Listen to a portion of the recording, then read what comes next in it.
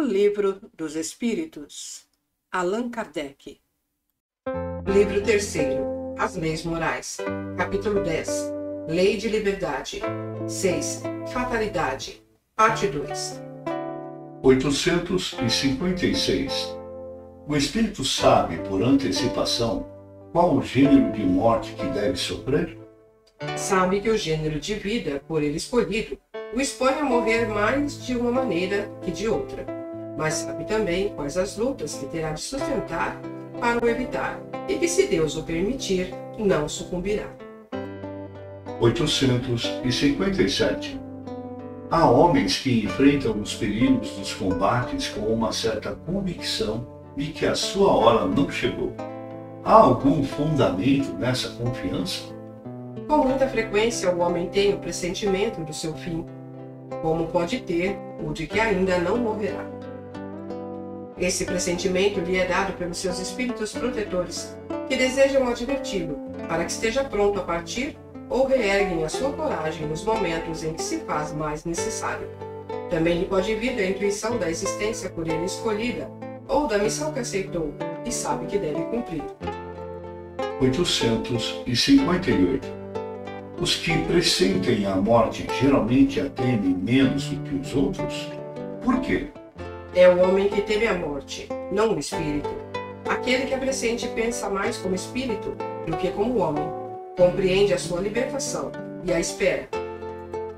859.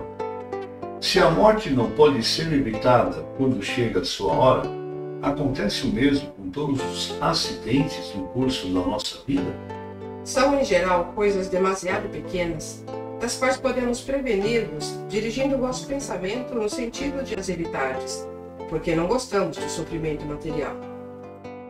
Mas isso é de pouca importância para o curso da vida que escolhestes.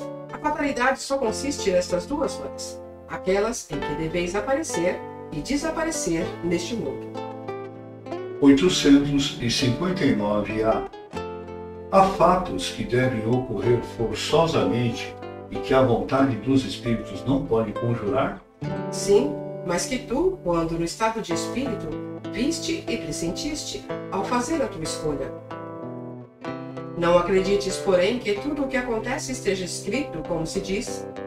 Um acontecimento é quase sempre a consequência de uma coisa que fizeste por um ato de tua livre vontade, de tal maneira que, se não tivesses praticado aquele ato, o acontecimento não se verificaria. Se queimas o dedo, isso é apenas a consequência de tua imprudência e da condição da matéria.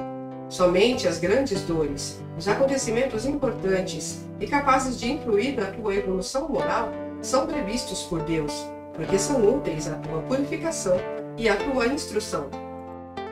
860. Pode o homem, por sua vontade e pelos seus atos, evitar acontecimentos que deviam realizar-se e vice-versa? Pode, desde que esse desvio aparente possa caber na ordem geral da vida que ele escolheu. Além disso, para fazer o bem, como é seu dever e único objetivo da vida, ele pode impedir o mal, sobretudo aquele que possa contribuir para um mal ainda maior. 861. O homem que comete um assassinato sabe, ao escolher a sua existência, que se tornará assassino? Não. Sabe apenas que, ao escolher uma vida de lutas, terá a probabilidade de matar um de seus semelhantes, mas ignora se o fará ou não, porque depende quase sempre dele tomar a deliberação de cometer o crime. Ora, aquele que delibera sobre uma coisa é sempre livre de a fazer ou não.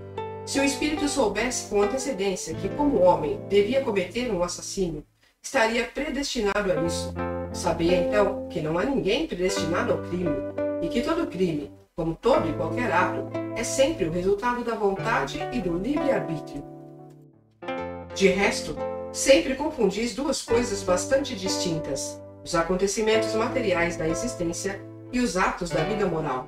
Se há fatalidade, às vezes, é apenas no tocante aos acontecimentos materiais, cuja causa está fora de vós e que são independentes da vossa vontade. Quanto aos atos da vida moral, emanam sempre do próprio homem, que tem sempre, por conseguinte, a liberdade de escolha. Para os seus atos não existe jamais a fatalidade.